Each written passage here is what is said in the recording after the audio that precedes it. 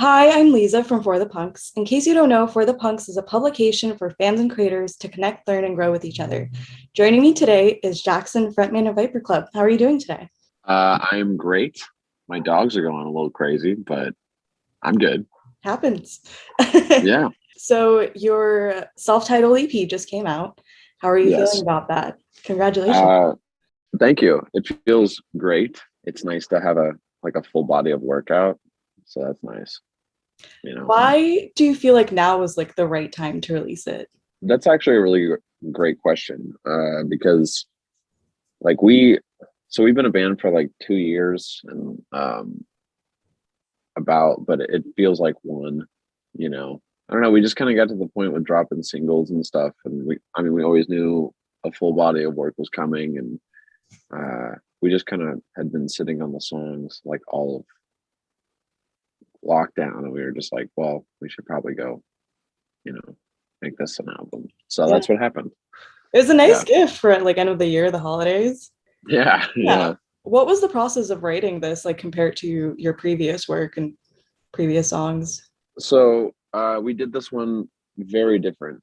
So we would typically go out to LA and work with our producer Jim Roach out there. And then for this one, because everything was kind of remote or more remote, I guess, at the time, and it was harder for us to travel and stuff like that, my brother kind of took the helm of producing and recording it. And I mean, he did a fantastic job. Like, we were all stoked about it. But this one really felt more like our thing because we did it all ourselves. And there was no proper studio for it. There was no proper producer for it. It was literally just, a bunch of songs that my brother and I had written, and we just kind of slapped them all together, and like everyone put their flares on it, and it was just a very nice. That's honestly why we ended up uh, self-titling it, was because it was just kind of it was so Vibrant Club, for lack of a better word, you Do know. you feel like now going forward, you're kind of going to do the same thing where you're going to try to record it all yourself and produce it all yourself? It definitely is a question where, kind of tossing back and forth, because I mean, I love it. I think it's a very signature sound, and like I I, I want to keep it going forward, but there's also there's beauty in collaboration too. So I imagine that, the full length will probably be some bit of both. Just like off the bat, what is your favorite song off of the new EP?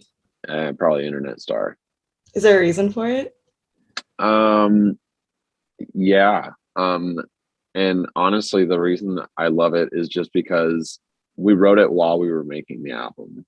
Kind of didn't entirely expect it to go on, and it was like one of those things where I walked in the room and Nate was already kind of writing it, and he like had it pretty much like donezo, and then I kind of came in and like changed some lyrics around, and we were like, this needs to go on there. And I personally just like the vibe of it.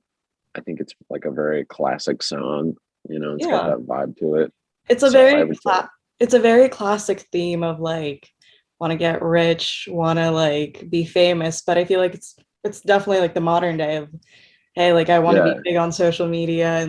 Speaking of that, were there any songs that you guys wrote that didn't make it onto the EP? Oh yeah. There was a song called Scatterbrained that didn't make it. Um, there's a song that we've had recorded for over a year now, and it's called Retweet. We play it live just about every show, but we have Why not put it out. what's the reason behind it? We're just not ready. We're just kind of gut feeling people, and we just kind of like we don't just want to ever drop something for the sake of dropping it. Like we want to always make sure there's intention, like when we put something out. So What was the intention behind this album? What do you want your listeners to take away from it? how we released it speaks a lot to that question. Because we didn't put out any singles or anything like that. And typically people do. And which is cool. Like, like everybody does this stuff differently, it's like the beauty of it. There's no right way. So when we put ours out, the cool thing was like, as an artist, it's kind of scary to drop an EP or an album because like the common thing that's always said is like, oh, no one's gonna listen to it. Like no one's gonna take that time. It has to be this long. It has to be this long. And like the really cool thing about this has been like uh just how people are like we're seeing that people are engaging with it, and like listening to it all the way through and like going back and listening to it again. And it's like, you know, kind of the part, I guess. I think we're kind of going back to like the old rock era where like people used to listen to like 10-minute Led Zeppelin songs and like appreciate it. And Yeah. there's that misconception that nowadays that like we want everything fast and quick because of social media, but I think people are now being, I mean, like Taylor Swift with her song, like it was Yeah. so long and it did really well. So I think the expectations are changing just a little bit. I absolutely agree. I think that people are like creating music that like asks them to listen to it and not just like kind of what artists think that like people want to hear, and like not every, obviously not everybody, but like the thing that you always hear as like, a writer is like, oh, you have to do this and you have to do this and it has to sound like this. And it's like, no, it doesn't. Like, and so it's Yeah. really cool that, you're right. Like everybody now is like wanting to take a ride more, like, and like dive into like a piece because it's more to them. I feel like that might be like a COVID thing. Like maybe like it was like everyone just kind of matured because we did consume so much content. So we were like Yeah. started looking at the content we consume harder. Like maybe that's it. I don't know, but it is cool. Yeah. No, I personally really enjoy it because I feel like now like it's really just changing. Like the whole music industry is changing. Like I feel like before like you needed to be signed to a record label and you needed management. And now like with the internet we have so much freedom and artists can release everything on their terms. Yeah, and it's like, I mean, the reach of the internet now is just wild. Yeah. Going back to like your EP, your previous work, a lot of it was inspired by like old Hollywood and like Quentin Tarantino. What inspired this album? Like, what did you watch or listen to? I think that's another reason why we all love the record so much is because um like Sunshine was about being sad and seasonal depression, and Nice Guys is about like kind of like an all men are trash thing. And like, it had been a minute until we had dropped something that had like a potent, subject matter like that, like something heavy. And like this album, you know, there's songs about disassociation or drugs or whatever, and like it's all just our, kind of our personal lives laid out. And I think that's like the really special part. Yeah, it definitely feels like very personal to you guys. And I think Mm. that I really enjoyed your EP for that reason. It was just you can really see who you are as people and like who you are as an artist. So I Well, thank really you. enjoyed it. We touched about COVID a little bit, but how has COVID like impacted your band? Kind of weird. Okay, so I have like a so when COVID started, I decided that I would start a TikTok account like for funsies, and basically that kind of blew up. And so like Viper Club actually like has gotten more traffic because of that. And so we were super like blessed during quarantine because like not only did we stay a band and put things out, but we also like after quarantining, came back and did our first show and like damn near sold it out. Like we were very lucky when it came to COVID. Yeah. Everyone hung out. Do you feel like it kind of gave you like some time to assess your priorities as a band too? Yeah, it really did. What we were after, like what we're even here to do, or all those simple like mantra questions. I feel like a lot of artists felt that way during COVID, even though it was a hard time because Hmm. obviously touring wasn't happening. I think Right. we got a lot of good albums and a lot of good work from people because, Yeah. yeah, a lot of more time got put into it. So you guys put out a music video for I Don't Want Year. It's a little bit more punk. So how do you feel like your band style and image has like evolved from when you started to now? So we kind of have like one, like a brand that we stick around, and then we just kind of do whatever we want after that. So like that video was like really cool. So like I've never had the chance to say this publicly, but I'm really happy I do now. So like on that video with all the glitching effects and stuff, our videographer and I did that by hand, like on a Really? pedal. Yeah, and like people don't know that, but that video and the red pen video, we've never used like glitching effects or anything like that in a video or like any type of like preset. It's all been by hand. So That's so like, awesome. Because yeah. I have experience working in videography and video Oh, editing. sweet. That's hard. Yeah. Yeah. Like there's cool little things that go into it. We don't tell people just because like it's like cool for us and we're like, who's really gonna care, you know? Yeah, But yeah, yeah. that little part, I thought that was worth mentioning because that's No, that's really cool. It shows like how much thought was put into it before you guys started filming. yeah, yeah. For your music videos, do you feel like you have a vision and you really want to like put that through, or do you like give that story to like a director or someone else and like put your trust in them to create your vision? Mhm. Well, it's definitely collaborative. That's for sure. I'll hit up Corey, or he's shot every Viper Clip video, and typically I'll write like a screenplay or like a concept or like a vision or something, and then we'll collaborate on shots and like you know he's incredible at what he does. So like I mean he's always got like a great eye for it. So it's nice to like work on stuff with him because I just know I can trust him and like we can kind of knock the shot out. But yeah, it's typically like I'll write the screenplay and then I'll go to him and then we'll like work out something or. Do you have any plans for other music videos off of the EP? Can you tell us? Oh yes. Things are coming. Yeah, I can't tell you which ones are coming, but they definitely are coming.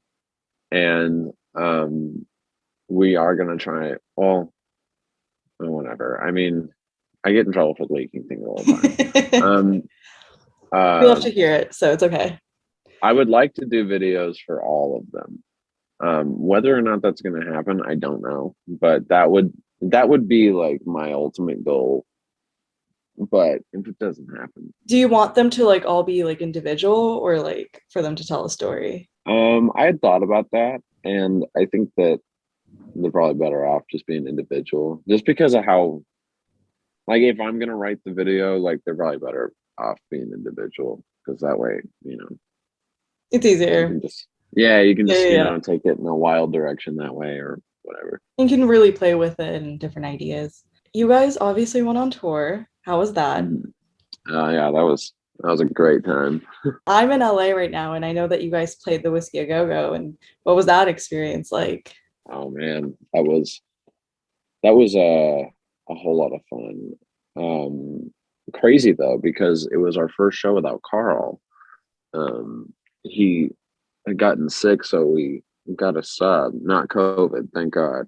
So we got a sub, our friend Jarek, to play with us. So with like the combined stress of like having to practice, and then like we literally drove into LA, practiced, and then drove straight to Whiskey, Oh my God. and then loaded in, played the Whiskey show, and then drove straight home. We literally went from LA back to Phoenix in like under 24 hours. It was dumb. Like but it was cool. Like, I forget who I was talking to about this, but like, I felt more like whenever we got done playing and I was standing outside, I was standing on the sidewalk, just kind of the building, and that's like where it hit me that we played Whiskey. It wasn't like inside, or it wasn't like you know during the show, or like a magical moment in the green room. I was like Yeah.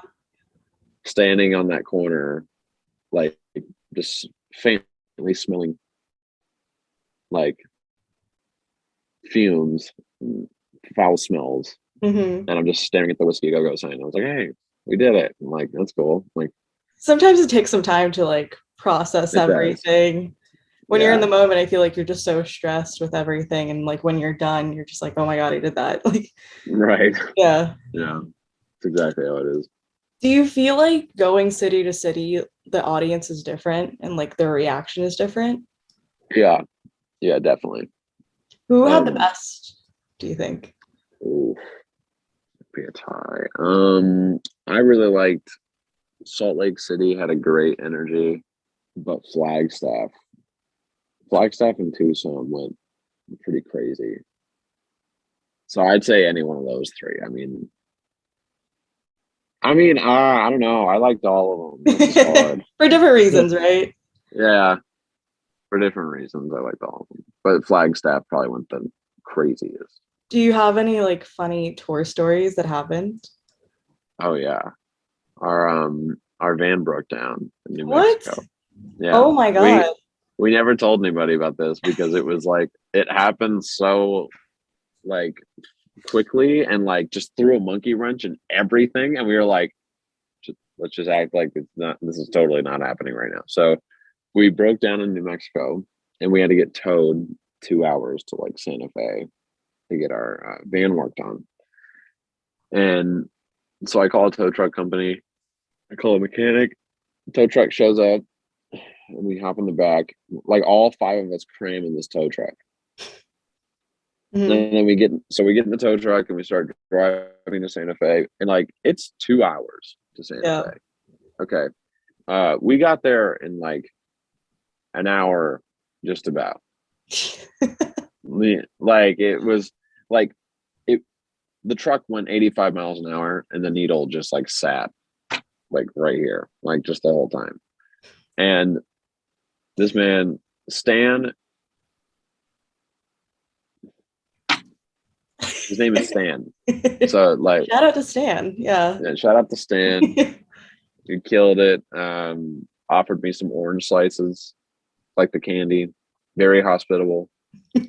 And so anyway, we got there alive and went to the mechanic, and he was super nice too. His name was Rudy, and helped us out. And then my brother and I cheesed it back home for 7 hours in the middle of nowhere in the desert, and like the van would like scare us because it would like act like it was going to break down. We were like, don't, and we would just like put it in drive and just like hit the gas and go. Yeah.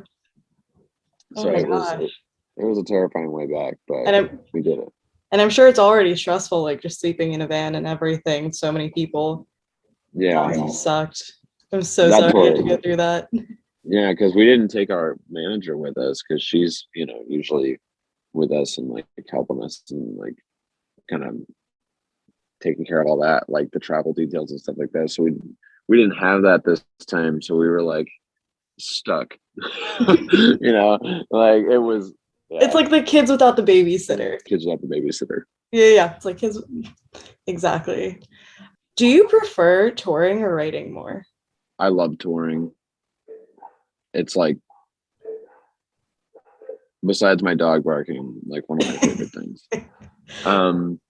But I don't know. I think I love them both like equally, I would say. What is it about touring that you like? Is it like the adrenaline rush on stage? Is it the crowd?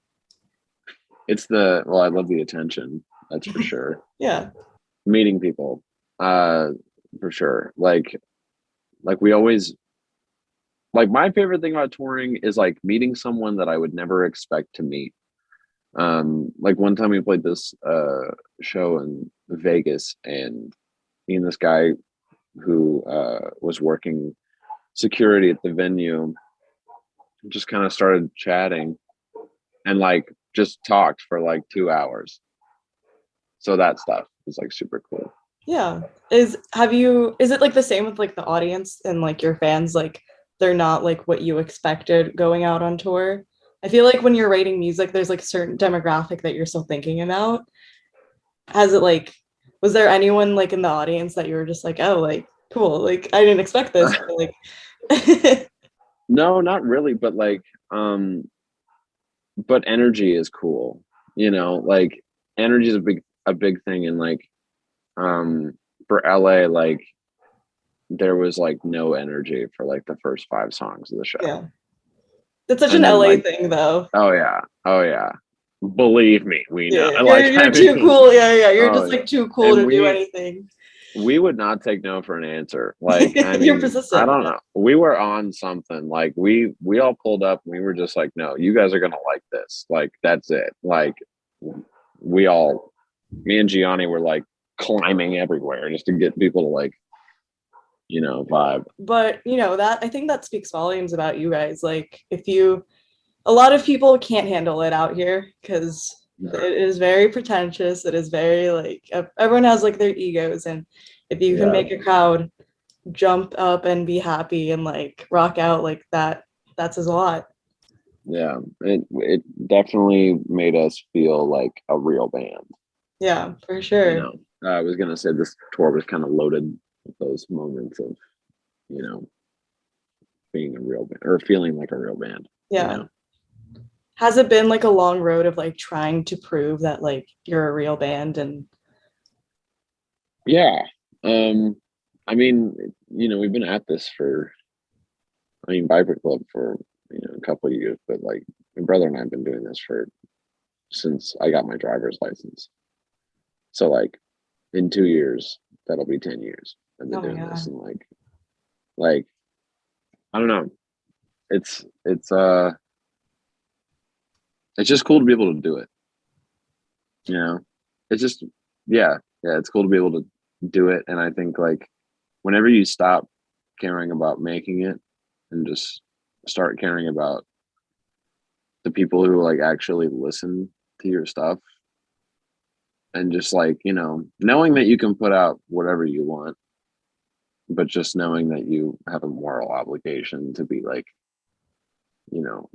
a good person and like, write good music, and like you have like almost sort of responsibility to people. Like it's cool. do you feel like you know, getting like a following on TikTok has kind of like ignited that fire again of people are waiting for me to do things and I like should probably keep pushing myself? Yeah. Definitely. And the thing I like too is people that find Viper Club from TikTok don't ever mix the worlds, which is cool. They kind of just like, it's honestly like relieving a little bit, because I do like comedy and stuff like that. But I'm a musician first, and I always have been. So like, it's really cool. Like when people come and like check out Viper Club and they dig it, and then they just kind of are there for the Viper Club. That's like what makes the TikTok thing cool. Yeah. When I see that and stuff. And it shows your different sides. And I mean, that's always a good thing that like beyond just music, you're also a person too. And, Yeah. Who are some artists that you are currently listening to? I listen to a lot of weird music. I've been listening to a lot of like anime opening music. I feel you on that. And yeah, I love it. I'm such a little stinker for it. And then I'm listening to some Water Parks. Of course. Iconic. Yeah. The Homies. God, what else have I been listening to? Oh, this band. Oh, I know what I've been listening to. Okay, I've been listening to this band called Origami Angel. Mm-hmm. So good. So good. Oh, I could not tell you enough. What genre of music are they? It's kind of proggy, but it's like the songs are beautiful. Like it's like this weird rock thing, but it's like beautiful. And yeah, I would definitely just check it out. 24-hour drive through is the song to start with. In regards to animes, what are some animes that are like must watches for you? JoJo's Bizarre Adventure. I'd say watch it all. I mean, I think Soul Eater would be a must watch. Death Note. I'm just kind of. That's such a classic. Anime is such a weird thing, because like for me, I'm not like a huge anime guy. Like I'm not like huge, but like Gianni is and Carl is, but I'm just not. So like whenever I have to tell like some animes, like I just feel like everyone's just rolling their eyes and groaning at me because I just said like three of them. Like they're just waiting for me to say Naruto next. Like honestly, they're like, come on, like but Yeah. I like what I like. Okay.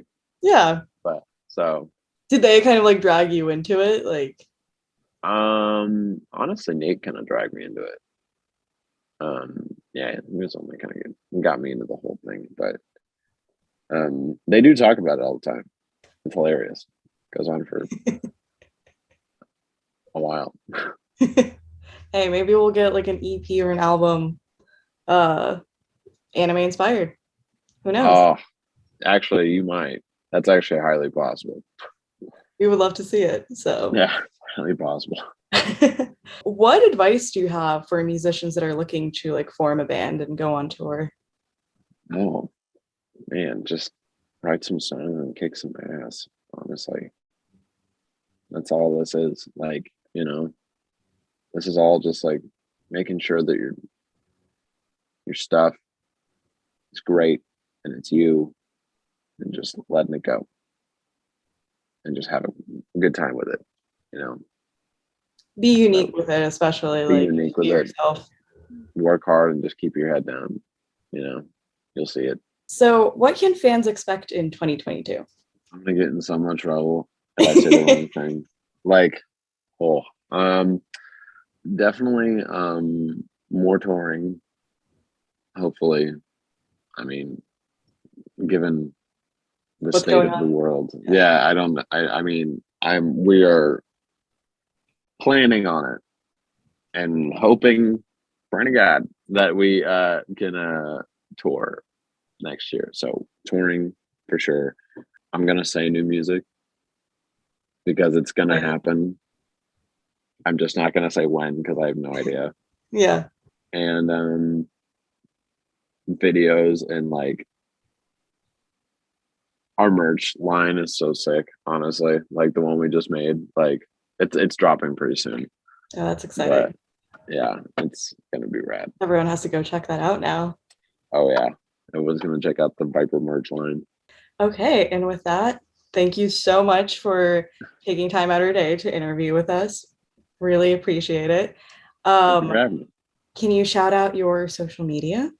Yes, I can. You can follow us on Viper Club Band on Instagram. You can go to our website, viperclubband.com on I think, or Viper Club. If you Google Viper Club, the stuff comes up. And it'll be in our description. We've So worked hard for this. Okay, this is kind of an achievement. So you know, make you sure can you check Google us. We're just gonna it start saying that instead of like, where can we listen to you? We're just gonna be like, Google us. out. Hey, you can find anything now on Google. So, You really can. okay. Not a bad business plan.